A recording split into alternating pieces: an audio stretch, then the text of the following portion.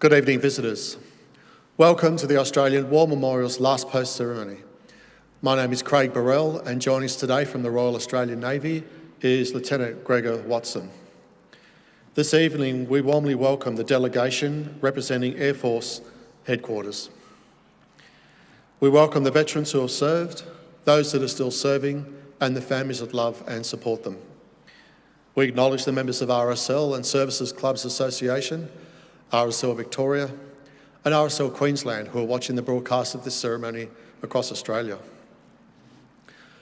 During this evening's ceremony, wreaths will be laid at the base of the pool of reflection by visitors to the memorial. If you're able, please stand and join in singing the national anthem.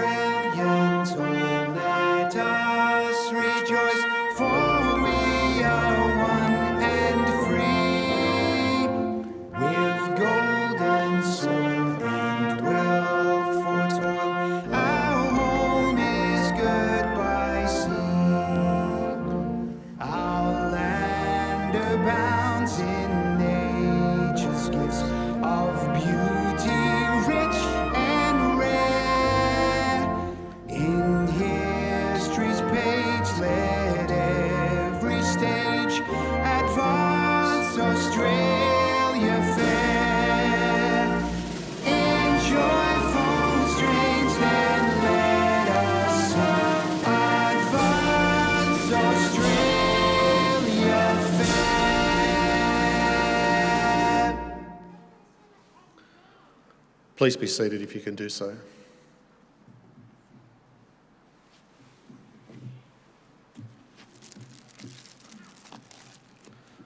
The Australian War Memorial was the vision of Charles Bean, Australia's First World War official historian.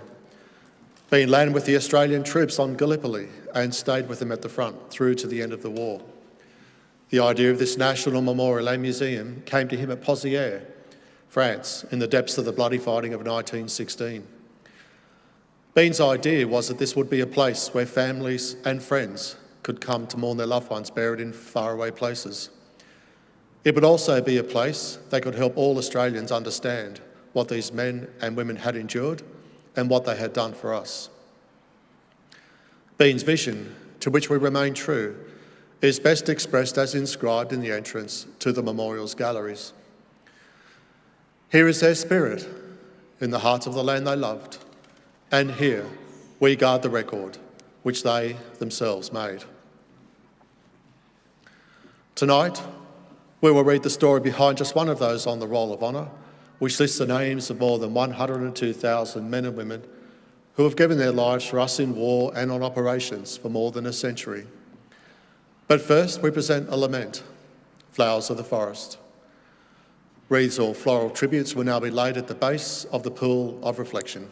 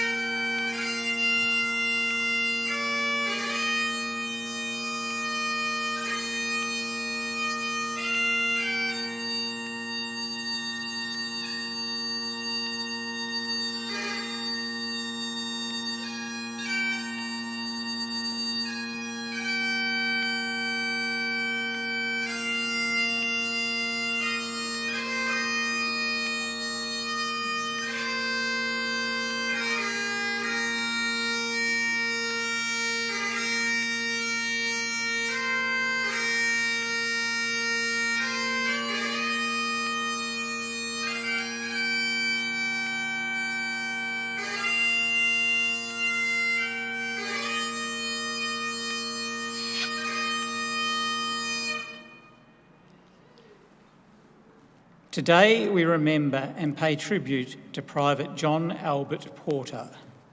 John Porter was born on the 16th of June 1901 in the Melbourne suburb of Williamstown, the son of Edward and Edith Porter. On the 7th of December 1927, Porter married Monica O'Donnell. The marriage was troubled from the start with frequent separations. 2 children, Barbara and John, were born to the couple, but as Porter failed to support or visit his family and was caught having affairs, a divorce was granted to his wife in 1934. John Porter enlisted in the 2nd Australian Imperial Force on the 17th of June 1940 at the Melbourne Town Hall. Although he was 40 years old, the maximum age of enlistment at this point, he altered his date of birth twice in order to enlist, first claiming to have been born on the 6th of June 1900 before amending this to the 6th of June 1901. At the time of enlisting, he named his next of kin as his wife, Gladys Grace Cox, and stated that he was working as a draftsman. Porter was also known as a painter, sometimes holding exhibitions of his works. Given this, he was initially allocated to the 2nd 10th Field Company and graded as a painter. In September, Porter was admitted to hospital with a dental abscess. After treatment in November, he was transferred to the recently raised 2nd 21st Battalion, which was training at Bonegilla near Wodonga on the New South Wales-Victoria border. In late March 1941, the battalion moved to Darwin in the Northern Territory. It had been earmarked to reinforce Dutch troops on the island of Ambon in the event of a Japanese attack. Although military sense dictated the battalion should be deployed as soon as possible to prepare defences and train in the conditions in which it would fight, it was thought a premature deployment might provoke Japanese action. The men began arriving in Darwin in early April. Its 9-month stay was not a happy one, and the primitive amenities, isolation and mundane garrison duties lowered morale. Operational training continued, but was impeded by a shortage of equipment, supplies and ammunition, as well as the demands of other duties. In early December, news of long-expected Japanese attacks arrived, and the battalion was soon on its way to Ambon to join elements of the 18th Anti-Tank Battery, 2nd 11th Field Company, 2nd 12th Field Ambulance and others to form Gull Force. The commanding officer of the 2nd 21st, Lieutenant Colonel Leonard Roach, despaired at the situation facing the battalion. Cooperation with the Dutch forces was difficult, transport, air and artillery support and reserves of rations and ammunition were limited, and the combined Australian and Dutch force was likely to be overwhelmed by the larger Japanese force. After a series of messages urging reinforcement, Roach signalled that the defence of Ambon was untenable. He was removed from command and replaced by Lieutenant Colonel William Scott. On the eve of the invasion, Scott relocated many of the defensive positions, leaving the battalion even less prepared for invasion. 3 battalions of Japanese infantry and a battalion of Marines landed on the night of the 30th of January 1942. Within 24 hours, the Dutch forces surrendered and Roach's dire prediction came to pass. Despite instances of brave, determined resistance, the 2nd 21st could not hold back the Japanese. On the 2nd of February, B and C companies were massacred around Laha airfield. The remainder of the battalion surrendered on the 3rd of February and were imprisoned at their former barracks on Tantui. Conditions for prisoners on Ambon were harsh and they suffered the highest death rate of any Australian prisoners of war. Private John Porter was perhaps lucky to avoid the suffering that other prisoners of war would endure. Initially declared missing on the 2nd of February, he was later presumed to have died on the 20th of February 1942. His name is listed on the roll of honour to my left, among almost 40,000 Australians who died while serving in the Second World War. A photograph of his name listed on the Ambon Memorial is displayed today beside the pool of reflection. This is but one of many stories of service and sacrifice told here at the Australian War Memorial. We now remember Private John Albert Porter, who gave his life for us, for our freedoms, and in the hope of a better world.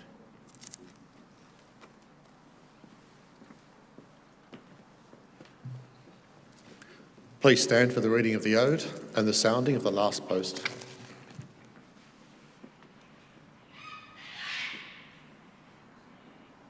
They shall grow not old, as we that are left grow old.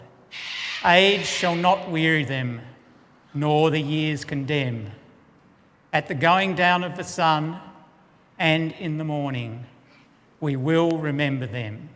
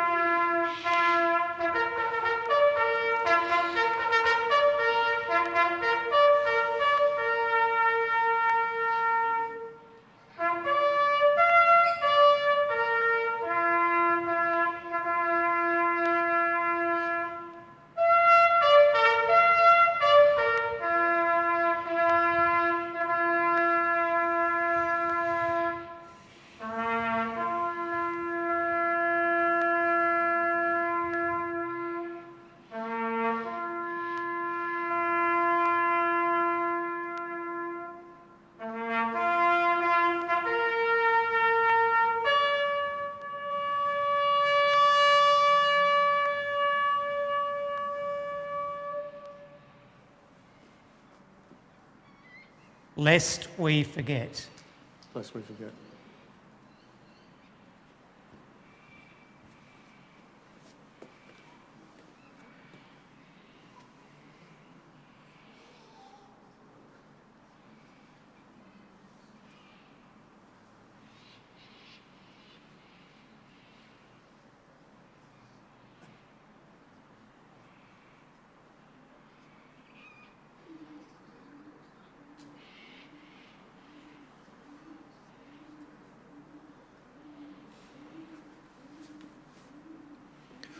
We leave you this evening with the words of the memorial's founder, Charles Bean.